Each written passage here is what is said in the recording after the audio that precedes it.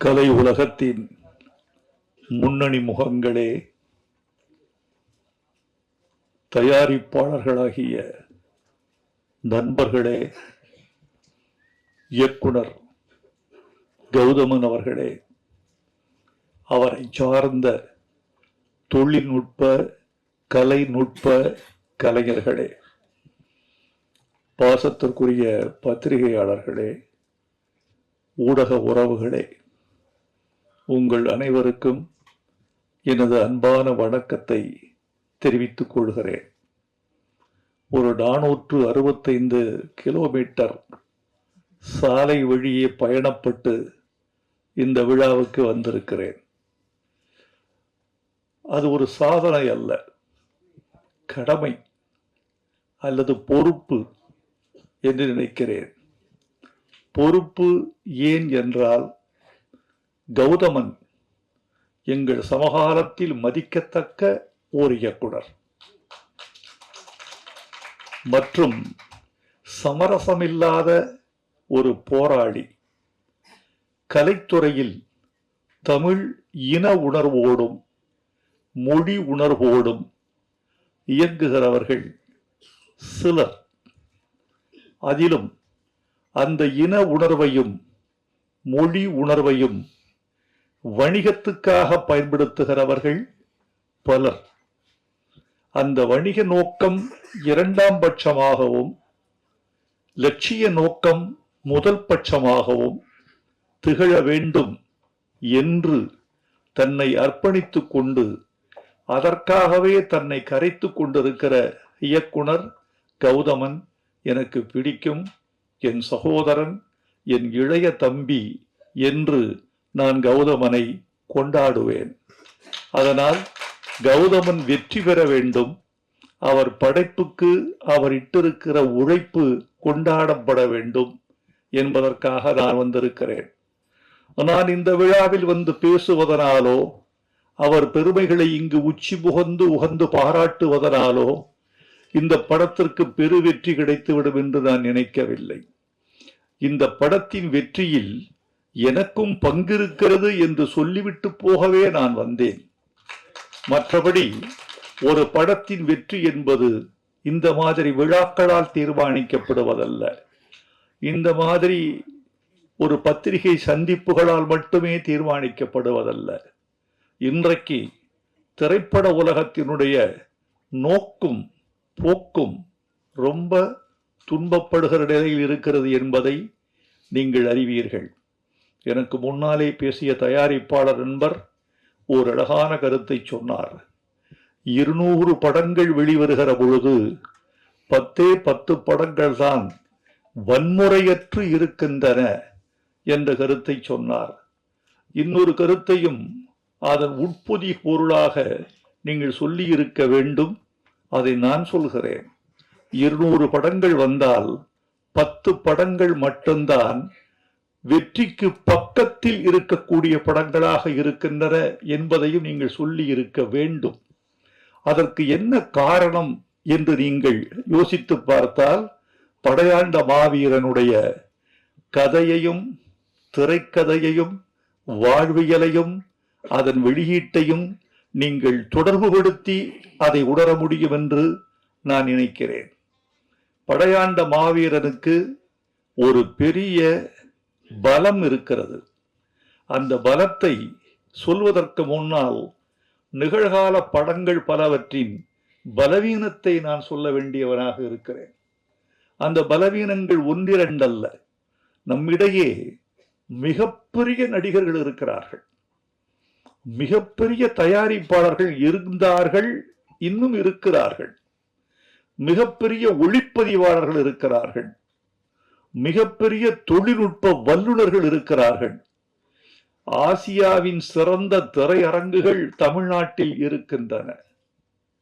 இவ்வளவு இருந்தும் படங்கள் 200 படங்களில் ஏன் 10 படங்கள் மட்டுமே ஓடுகின்றன?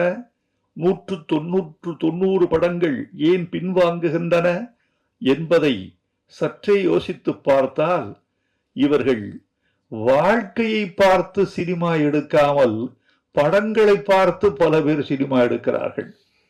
படம் என்பது பிம்பம், வாழ்க்கை என்பது நிஜம். இரத்தமும் கண்ணீரும் வேர்வையும் கலந்த ஒரு உண்மையான பிம்பம்தான் வாழ்க்கை. அந்த வாழ்க்கையிலிருந்து நீ உன்னை கடந்து போன வாழ்க்கை, நீ தொட்ட வாழ்க்கை, நீ துன்புற்ற வாழ்க்கை, உன்னை துன்பப்படுத்திய வாழ்க்கை, அல்லது சக மனிதனை துன்புறுத்தி சென்ற வாழ்க்கை, இவற்றை நீ படமாக எடுத்தால் ஒரு கனெக்டிவிட்டி, ஒரு தொடர்பு தன்மை இருக்கும் ரசிகனுக்கும் திரைக்கும் இடையில். அந்த தொடர்பு தன்மை அருந்து போனதனால், அந்நியப்பட்டு போனதனால், வாழ்க்கையோடு சம்பந்தமில்லாமல் போனதனால் பல படங்கள் அந்நியப்பட்டு போய்விட்டன என்று நான் நினைக்கிறேன். இன்னொரு முக்கியமான செய்தி, தங்கர் பச்சான் போன்ற தீவிரமான திரைக்காதலர்கள் அறிவார்கள். தமிழ்நாட்டில் தமிழர்கள் 8 கோடி மக்கள் இருக்கிறார்கள். 6 கோடி பேர் இருந்த பொழுது ஒரு 75 விழுக்காட்டு மக்கள் திரைப்படம் பார்த்தார்கள். 7 கோடி பேர் வருகிற பொழுது அது 60% குறைந்து விட்டது. 8 கோடி பேர் இருக்கிற பொழுது சினிமா பார்ப்பவர்களின் எண்ணிக்கை ஒரு 35-40 லட்சமாக குறைந்து விட்டது. இது என்ன காரணம் என்று கேட்டால், திரைப்படத்தை பார்ப்பதற்கான காதல் இருந்தது போய்விட்டதா என்று நமக்கு சொல்ல தெரியவில்லை. ஆனால் சினிமா தொழில்நுட்பத்தால் துண்டாடப்பட்டிருக்கிறது. கவியரசு கண்ணதாசன் சொல்லுவார், தம்பி, மீன் தண்ணீருக்குள் சுவாசிக்கிறதே உனக்கு ஆச்சரியமாயில்லை? எனக்கு அது கூட ஆச்சரியம் இல்லை. தண்ணீரில் சுவாசிக்கிற மீன் தண்ணீரிலேயே குழம்பாகி உயிர் விடுகிறதே, அதுதான் எனக்கு ஆச்சரியமாக இருக்கிறது என்பார். தொழில்நுட்பத்தால் வளர்ந்த சினிமா தொழில்நுட்பத்தாலே தன்னை தாழ்வு செய்து கொள்வதும் அல்லது மெல்ல மெல்ல ஓர் ஓரமாக அழுகி கொண்டிருப்பதும் வருந்தத்தக்க செய்திகளாக நான் நினைக்கிறேன். எல்லோரும் இருந்தார்கள் என்று சொன்னேன் அல்லவா? நடிகர்கள், தயாரிப்பாளர்கள், தொழில்நுட்ப கலைஞர்கள், ஒளிப்பதிவாளர்கள், இசையமைப்பாளர்கள், பாடலாசிரியர்கள் என்று நறும் திறமைகள் பெற்ற பல பேர் திரையுலகில் வாழ்ந்து கொண்டிருக்கிற பொழுது எது இல்லை என்று கேட்டால், கதாசிரியன் என்ற ஜாதியை கொன்றது யார்? திரைக்கதை என்று ஒரு ஜாதி இருந்ததே, அவர்களை வழித்து எடுத்தது யார்? வசனகர்த்தா என்று ஒரு இனம் இருந்ததே, அவனை மழித்து வெளியேற்றியது யார்? ஒரு திரைக்கதைக்கு மூலக்கதை ஆசிரியன், திரைக்கதை ஆசிரியன், வசனகர்த்தா, துணை இயக்குனர், இயக்குனர் என்று பலதரப்பட்ட 10 மூளைகளால் செழுமைப்படுத்தப்படுவது ஒரு சினிமா. இந்த 10 மூளைகளால் செழுமைப்படுத்தப்பட வேண்டிய சினிமா, செழுமைப்படுத்தப்பட்ட சினிமா, அப்படி இருந்தும் தோல்வி கண்ட சில சினிமா, ஆனால் 10 மூளைகளால் இயக்கப்பட்ட போது பெரும்பாலும் வெற்றி கண்ட சினிமா இன்று தோல்வி அடைவதற்கு காரணம் தமிழர்கள் திரையுலகில் திரை அரங்கத்திற்கு சென்று பார்க்கிற எண்ணிக்கை குறைந்து விட்டது. இந்த நம்பர் ஆஃப் ஆடியன்ஸ் என்று சொல்லப்படுவது குறைந்திருக்கிறது. ஒரு திரையரங்கில் 760 இருக்கைகள் இருக்கின்றன. முதல் படம் முதல் நாள் ஒரு பெரிய படம் வெளியாகிற பொழுது நான் கேட்கிற கேள்வி, திரையரங்கத்தில் எத்தனை இருக்கை? 760. எத்தனை பேர் இருக்கையில் இருப்பவர்கள் எத்தனை பேர்?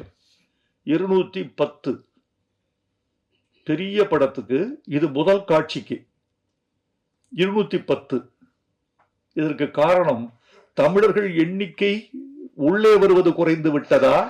சினிமாவை பற்றிய பிரமை முடிந்து விட்டதா? சினிமா என்ற ஒரு பெரிய மாயாஜாலம், அதை விட்டு தமிழர்கள் வெளியே வந்து விட்டார்களா? ஒரு மணமேடையில் ஒரு மணமகன் மணமகள் 2 பேரையும் வீடியோ எடுத்து, இவன்தான் அஜித், அந்த பெண் தான் திரிஷா, இதைவிட நீங்கள் என்ன சினிமா எடுக்க முடியும்? நாங்களே எடுத்துக் கொள்கிறோம், நாங்களே எடிட் செய்கிறோம், நாங்களே பின்னணி இசை சேர்க்கிறோம், நாங்களே போட்டு பார்த்து கைதட்டிக் கொள்கிறோம்.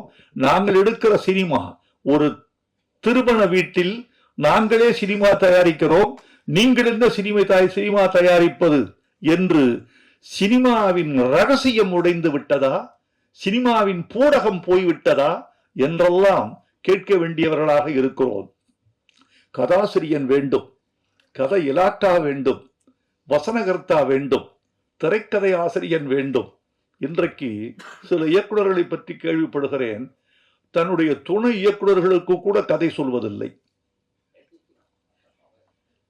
கதை இல்லை என்பது வேறு விஷயம். வைத்துக் கொண்டா வஞ்சகம் செய்கிறேன், இருந்தால் சொல்லி இருப்பேனே என்று அவர் கருதக்கூடும். நான் என்ன சொல்கிறேன் என்றால், வைத்திருக்கிறார்கள் சொல்லவில்லை என்றால் என்ன தெரியுமா, என் ரகசியம் இவன் வழியாக வெளியே போய்விட்டால், ஏப்பா ஒரு ரகசியம் ஒருவன் மூலமா போவதனால உன் படம் அழிந்து போகும் என்றால் அந்த படத்தை நீ எடுத்தால் என்ன, எடுக்காவிட்டால் என்ன? மகாபாரதத்தை 100 பேர் எடுக்கலாம், 100 பேரும் சரியாக எடுத்தால் 100 பேரும் வெற்றி பெறுவார்கள். ராமாயணத்தை 1000 பேர் எடுக்கலாம், 1000 பேரும் சரியாக எடுத்தால் 1000 பேர் வெற்றி பெறுவார்கள். கதை கடைசி பாமரனுக்கும் தெரிந்த கதைதான். ரொம்ப ஆச்சரியமா இல்ல? ஒன்று சொல்றேன், உங்களுக்கு வியப்பா இருக்கும். இந்தியாவில் 2 இதிகாசங்கள், ஒரு இதிகாசம் மகாபாரதம், இன்னொரு இதிகாசம் ராமாயணம். இந்த 2க்குமான அடிப்படை வேறுபாட்டை பார்த்தீர்களா? ஒருத்திக்கு 5 பேர் என்பது ஒரு இதிகாசம், ஒருவனுக்கு ஒருத்தி என்பது இன்னொரு இதிகாசம். ராமனுக்கு சீதை, சீதைக்கு ராமன், இது ஒரு இதிகாசம். திரௌபதிக்கு 5 கணவர்கள் என்பது இன்னொரு இதிகாசம். அட பாவிகளை, எதை நம்ப சொல்லுகிறீர்கள்? 2 இதிகாசங்களும் வெற்றி, 2ம் இந்திய பண்பாட்டில் ஆன்மீக பாஷையில் சொல்வதானால் இந்திய பண்பாட்டில் 2 இதிகாசங்களும் 2 கண்கள் என்று சொல்லக்கூடியவர்கள் இருக்கிறீர்களே, அது வேறு.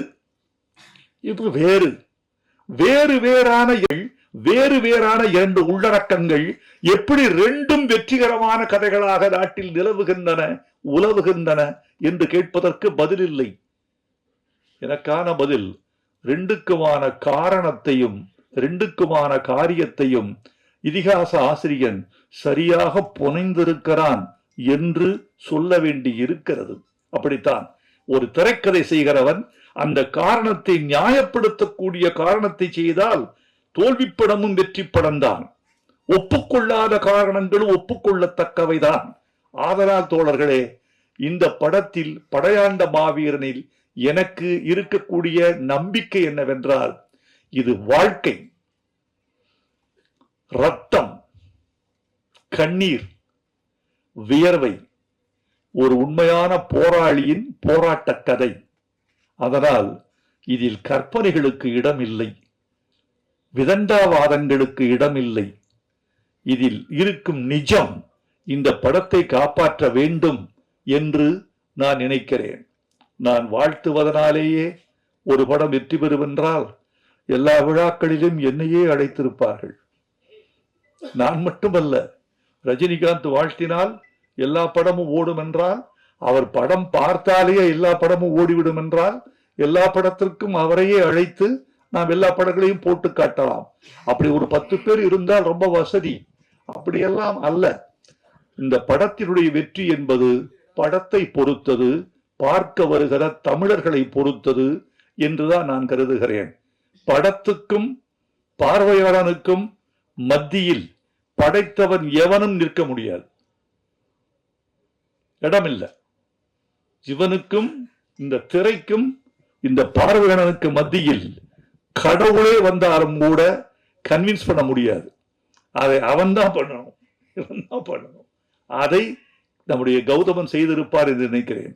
எனக்கு இன்னொரு நம்பிக்கை கௌதமன், நான் எழுதியிருக்கேன் தமிழ் படங்கள்ல நிறைய ஃபோக்லோர் என்று சொல்லக்கூடிய நாட்டுப்புற கலையாடல்கள், மலையூர் மம்பட்டியான், கரிமேடு கருவாயன், இன்னும் சில படங்கள் இப்படி வந்திருக்கு. இந்த 2 படங்களும் அமோக வெற்றி.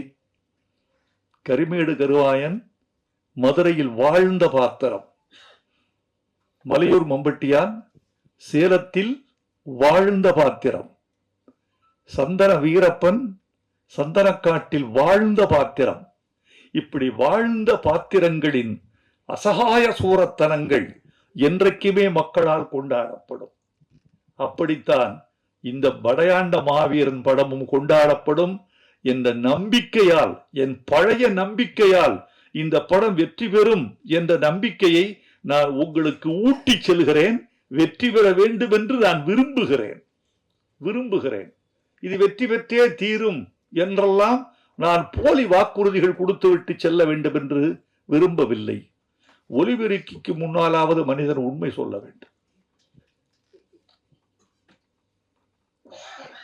நல்ல விஞ்ஞானிகள் இருந்தால், நான் அடிக்கடி சொல்லுவேன், நல்ல விஞ்ஞானிகள் இருந்தால் ஒரு ஒலிபெருக்கி கண்டுபிடிக்க வேண்டும். நீங்கள் என்ன பொய் சொன்னால் அவன் மூஞ்சியில் ஷாக்கடிக்கிற ஒரு ஒலிபெருக்கி இருந்தால் நாட்டில் பல நன்மைகள் நடந்துவிடும். முதல்ல பாராளுமன்றத்தில் வைக்கிறோம், சட்டமன்றத்தில் வைக்கிறோம், பொது மேடைகளில் வைக்கணும். அதை பொய் சொன்னால் அது முகத்தில் வந்து ஷாக்கடிக்கும். அவருடைய அலைகள் உண்மைக்கு மட்டும்தான் அது ஏற்றுக்கொள்ளும், பொய்யை ஏற்றுக்கொள்ளாது என்று வைக்க வேண்டும். எனவே நண்பர்களே, எனக்கு இன்னொரு நிறைய சொல்லலாம் உங்ககிட்ட. நீண்ட சொற்பொழிவாக இது ஆகிவிடக் கூடாது என்ற கவனத்திலும் நான் இருக்கிறேன். கௌதமன் வீட்டுக்கு வந்த பொழுது, கௌதமன் எப்போ வந்தா நீ வரலாம்ப்பா, நம்ம வீடு நீ வாப்பா. கௌதமன்ட்டு எனக்கு ஒன்றும் பெரிய வியாபார பேச்சுவார்த்தையோ, இவ்வளவுதான் பணம் கொடுக்கணும், நீ கொடுக்கறத வாங்கிக்கிற, நீ கொடு, கொடுக்கும்போது கொடு, கொடுக்கறத கொடு. ஏன்னா அவன் தமிழன், உண்மையான தமிழன். தமிழ்நாட்டில் பிறந்ததால் மட்டுமல்ல தமிழன். தமிழ்நாட்டில் பிறந்ததெல்லாம் தமிழன்னு நினைக்காதீங்க. நிறைய ஆடு மாடு கோழி நிறைய பிறக்குது. தமிழ்நாட்டில் பிறந்ததெல்லாம் தமிழன் அல்ல. இன்னொரு தமிழனுக்காக தன் உயிரில், உடம்பில், வாழ்வில், பொருளில் எவன் பங்களிப்பு செய்கிறானோ அவன்தான் தமிழன். அப்படிப்பட்ட பங்களிப்பு செய்யக்கூடிய வீரன் நம்முடைய கௌதமன். ஆனா பழகி பார்த்தா குழந்தை மாதிரி இருப்பார், வெளியே பார்த்தா வீரன், களத்தில் வீரன், அணைத்து கொண்டால் குழந்தை, அப்படி இருக்கார். அவர் வந்த போது அவர் கதை சொல்ல சொல்ல அவர் கண்கள்ல ஏற்பட்ட நெருப்பு இருக்க, டேய் அப்பா என்ன எதையா இப்படி தீவிரமா இருக்காரு நம்ம கௌதமன் கவிஞரே அப்படி சொல்லுகிற பொழுது அவருடைய உடல் துடிப்பதும், உதடுகள் துடிப்பதும், கண்கள் சிவப்பதும், உடல் மொழி உக்கரமாவதும், அவருடைய ஜாடைகளெல்லாம் வேறு உயரத்துக்கு செல்வதும், அடிக்கடி நாற்காலியை விட்டு அரையடி எழுந்து கொள்வதும், நான் விட்டா நாற்காலி மேலேயே நின்று வர போடுறது அப்படி இருந்து சொல்வதும், பாடல் வாங்க வருகிற பொழுது அந்த பாடலை நான் வாசித்து காட்டுகிற அந்த நிமிடத்துக்காக அவர் தவிக்கிற தவிப்பும், முதலாக காதலியிடமிருந்து காதல் கடிதம் வந்தால் காதலன் எப்படி காத்திருப்பானோ அப்படி. பாட்டு ரெடியா? நான் படிச்சு காட்டுறேன், காட்டுங்க, படிச்சு காட்டுங்க. இந்த படையாண்ட மாவீரா மாவீரா மாவீரா வாவா வீரா மாவீரா பாட்டை கேட்கும் போதெல்லாம் அப்படியே துடிச்சிட்டாரு மனுஷன். நான் அப்படி நினைச்சேன், எனக்கு பல பாடல்கள் கூட ஒரு 7000 பாட்டு கொடுத்துருக்கோம், வந்திருக்காங்க பல பேர். இதுல 90 பேர் உணர்ச்சி இல்லாம வாங்கிட்டு போவாங்க. நான் உங்ககிட்ட ஒண்ணு கேட்டேன், நீங்க ஒண்ணு கொடுத்துட்டீங்க. இது என் கடமை, அது உன் கடமை. பார்ப்போம் இது என்ன ஆகுதுன்னு பார்ப்போம். படிச்சு கூட பார்க்க மாட்டாங்க. படிச்சு காட்டினா வானத்தை பார்த்துட்டு இருப்பாங்க. சுவரில் பள்ளி இருந்தால் அதை ரசிப்பார்கள், படித்து காட்டுகிற விஷயத்தை ரசிக்க மாட்டார்கள். அப்படியெல்லாம் நிறைய இருக்கு. நான் அதெல்லாம் எப்படி தெரியுமா நினைச்சுக்குவேன் தெரியுமா? இவர்கள் ரசிக்கவில்லை என்றாலும் பாடலை இவர்களுக்கு எடுத்து விட மாட்டார்கள் என்ற நம்பிக்கையோடு கொடுத்திருக்கேன். ஆனால் என்னிடம் வாங்கிய பாட்டை, இந்த ட்ரெய்லர் பார்த்தேன், தீ பிடிக்கிற ட்ரெய்லர், ரொம்ப பிரமாதமா இருக்கு. எழுதியிருக்கேன் இதுல, நதியில் குளித்தது போதும், இனிமேல் குருதியில் குளித்து வாவா, பொடிநடை போட்டது போதும், இனிமேல் புலிநடை போட்டு வாவா, ஆதி தமிழின் அடையாளமேவா, ஆதிக்கம் அழிக்கும் படையாளமேவா, ஆதவனை உன் இடுப்பில் கட்டு, 1000 யானையை கால்களில் கட்டு. கைதட்டி எழுந்துட்டாங்க. 1000 என்னையா வழி இது? 1000 யானையை கால்களில் கட்டு. இப்படிப்பட்ட ஆட்களுக்கு தான் எழுது. சில பேர் நீங்க நினைப்பீர்கள், நீங்க பாலச்சந்திரன் நல்லா எழுதுவீங்க, பாரதி ராஜாவுக்கு நல்லா எழுதுவீங்க, ரஜினிகாந்துக்கு தான் நல்லா எழுதுவீங்க, எங்களுக்குலாம் எழுத மாட்டீங்கன்னு சில பேர் கேட்குறாங்க. எனக்கு ஆச்சரியமா இருக்கும். அப்படியான்னு. அது என்னன்னு கேட்டீங்கன்னா, நான் அப்படிலாம் நினைக்கிறது இல்லை. எல்லாவற்றிலும் வைரமுத்து என்று பெயர் வருகிற போது நான் என் பெயரை காப்பாற்றிக் கொள்ளவே நான் துடிப்பேன். இது யாருக்கு எழுதி கொடுத்தோம் என்று வருவதில்லை, எவ்வளவு பணத்துக்கு வாங்கினோம் என்று வருவதில்லை, எவ்வளவு குறைத்துக் கொண்டோம் என்று வருவதில்லை, எவ்வளவு அவமானம் உள்ளே இருக்கிறது என்பது தெரியாது. எது தெரியுமா முக்கியம்? இந்த பாட்டுக்கு கீழே இயற்றியவர் வைரமுத்து என்ற முத்திரையை காப்பாற்றிக் கொள்வதற்காகவே எல்லா பாட்டையும் ஒரே நிலையில் எழுதுகிறோம். யாருக்கு தெரியுமா நல்ல பாட்டு வரும்? எவன் ஒருவன் ரசிக்கிறானோ அவனுக்கு நல்ல பாட்டு வரும். தங்கர் பச்சான் ரசிப்பார் பயங்கரமா. பயப்பான ரசிப்புன்னா கொஞ்சம் நெஞ்ச ரசிப்பு இல்லை. அவர் களவாடிய பொழுதுகள்ல எழுதுற பாட்டெல்லாம் அவர் கொண்டாடி தீர்த்துருவார். இவர்களெல்லாம் வெற்றி பெற வேண்டும் என்று நினைக்கிறேன். இதுல இந்த மாதிரி பாடல்கள் நிறைய இருக்கு. எரிமலை பொடிபட, எதிரிகள் அடிபட, கோடைகள் வழிபட, ஏழைகள் வழிவிட, எழுந்த மாவீரன் நீயேதான். இந்த பாட்டு வரிகள்லாம் பார்த்துட்டு தமிழில் இது அராக அடிகள்னு பேரு. இந்த தனனன தனனன தனனன தனனன தனனன தனனன தனனன, இது அராக அடிகள்னு பேரு தமிழ்ல. சிலப்பதிகாரத்தில் இந்த வரிகள் அடிக்கடி வரும், காணல் வரியில வரும். இந்த சந்தத்தில் எழுதினால் நன்றாக இருக்கும் என்று எழுதினேன். நான் நினைத்தது பலித்தது, அவர்கள் ஏற்றுக்கொண்டார்கள். இந்த பட்டாம்பூச்சி பாட்டுல 2வது சரணத்தை நீங்க கவனிக்கணும்.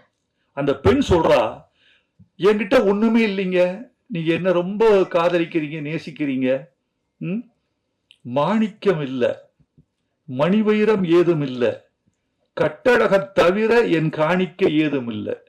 டௌரி கொடுக்க முடியாது உங்களுக்கு. நான் என் டௌரி என் அழகை தவிர ஒண்ணும் இல்லை.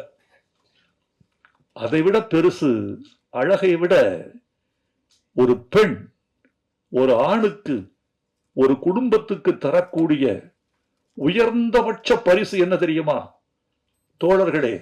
வைரமுத்து படையாண்ட மாவீரா படத்தில் வெளியீட்டு விழாவில் இப்படி சொன்னான் என்று சொல்லுங்கள், எங்கள் தாய்க்குலம் புலகாங்கிதமடையும். நான் சொல்றேன், நான் உனக்கு தருவதற்கு ஒன்று வைத்திருக்கிறேன். பொன்னல்ல, பொருள் அல்ல, மாணிக்கம் அல்ல, வைரம் அல்ல, பிக்ஸ்ட் டெபாசிட் அல்ல, நிலம் அல்ல. உனக்கு தருவதற்கு ஒன்று வைத்திருக்கிறேன், என் கற்பு. அதுக்கு இணையா வேறொன்று இருக்க முடியுமா? ஒரு பெண் கற்போடு உள்ளே வருகிறாளே, தன்னுடைய திண்மையோடு உள்ளே வருகிறாளே, சொல் திறம்பாத தன்மையோடு உள்ளே வருகிறாளே, அதற்கு இணையான ஒரு பரிசு பொருள் உண்டா? இவ சொல்றா, எனக்கு எதுவும் இல்லை, கட்டழகை தவிர என் காணிக்க ஏதும் இல்லை. அதுக்கு இவரு பொம்பளை ஏமாத்துறதான வாழ்க்கை. இவரு சொல்றாரு, என்னடி இப்படி சொல்லிட்ட நீ? மாணிக்கம் மேனியடி, உனக்கு மாணிக்கம் இல்லையா? மாணிக்கம் மேனியடி, மணிமுத்து பற்களடி, உள்ரவிக்கை ஊறி வரும் உப்புத்தேன் போதுமடி. இப்படி ஒருத்தர் 2 பேர் கைதட்டுறீங்கல்ல, இதுக்குத்தான் நாங்க பாடுபடுறது.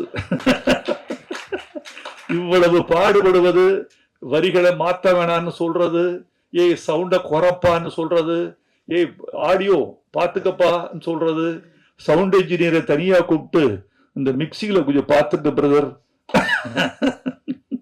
சொல்றது, இந்த ஒரு கைதட்டலுக்காகத்தான். எனக்கு வேற ஒண்ணும் வேணாம். உன் மாணிக்கம், உன் மேனி, மணிமுத்து, உன் பற்கள், வேற எனக்கு என்ன வேணும்? தேன் வச்சிருக்க நீயே, தேன் இருக்கு, அது போதும். அது என்ன தேன்? உள்ரவிக்கை ஊறி வரும் உப்பு தேன். வேர்வைக்கு வைரமுத்து வைத்த இன்னொரு கவிதை பெயர் உப்புத்தேன். இப்படி எல்லாம் எங்கேயாவது தெளிச்சிட்டு போவோம். கண்டுபிடித்து ரசித்தால் அவன்தான் கடவுள். இப்படி நிறைய இருக்கு. கௌதமன், என்னுடைய வாழ்த்துக்கள். என்னுடைய வழக்கமான விஷயம் இதுதான். என்னுடைய வாழ்த்துக்கள் என்பது என்ன தெரியுமா? நிச்சயமாக நீங்கள் வெற்றி பெறுவீர்கள் என்பதற்கான வாழ்த்துக்கள் அல்ல, வெற்றி பெற வேண்டும் என்ற விருப்பம்தான் என் வாழ்த்து. இந்த படம் வெற்றி பெற வேண்டும். ஒடுக்கப்பட்ட மக்களும், அதாவது நீங்க பேசியதை வைத்து நான் அனுமானத்துக்கு ஒன்று வந்தேன், அதை சொல்லி விடைபெற வேண்டும் என்று ஆசைப்படுகிறேன். ஒரு சாதிய கட்டமைப்புக்குள் ஒரு குறிப்பிட்ட சமூகத்துக்கு மட்டுமே சொந்தமானவர் அவர் என்று நீங்கள் சின்ன வட்டத்துக்குள் சிக்க வைக்காமல், அவன் ஒரு சமூகத்துக்கான தலைவன், எல்லா சமூகத்துக்குமான தலைவன். ஒடுக்கப்படுவது எங்கு இல்லை? எல்லா சமூகத்திலும் இருக்கிறது. போராட்டம் எங்கு இல்லை? எல்லா சமூகத்திலும் இருக்கிறது. அப்புறம் ரத்தம் எங்கு யாருக்கு சிந்தப்படவில்லை? எல்லா சமூகத்திலும் ரத்தம் சிந்தப்பட்டிருக்கிறது. அதனால் ரத்தம் எங்கு விழுந்தாலும், கண்ணீர் எங்கு விழுந்தாலும், போராட்டம் எங்கு இருந்தாலும் அது எல்லா சமூகத்துக்குமான பொதுமை பண்பாக மாற்றுவதுதான் இந்த படத்துக்கு வெற்றியாக இருக்கும் என்று தான் நினைக்கிறேன். எல்லா சமூகத்துக்குமான பொதுமை பண்பாக மாற்றுங்கள். எங்கள் கண்ணீர் உங்கள் கண்ணீர், எங்கள் ரத்தம் உங்கள் ரத்தம், எங்கள் அவலம் உங்கள் அவலம். உங்கள் அவலத்துக்காகத்தான் ஒரு குறிப்பிட்ட பிரதேசத்தில் மட்டும் ஒரு மனிதன் போராடி மாய்ந்திருக்கிறான், வென்றிருக்கிறான் என்று சொல்லுங்கள். இந்த படத்தின் வெற்றி விழாவில் நான் கலந்து கொள்ளக்கூடிய வாய்ப்பு கிடைத்தால் அதைத்தான் நான் பெருமையாக கருதுவேன். நன்றி, வணக்கம்.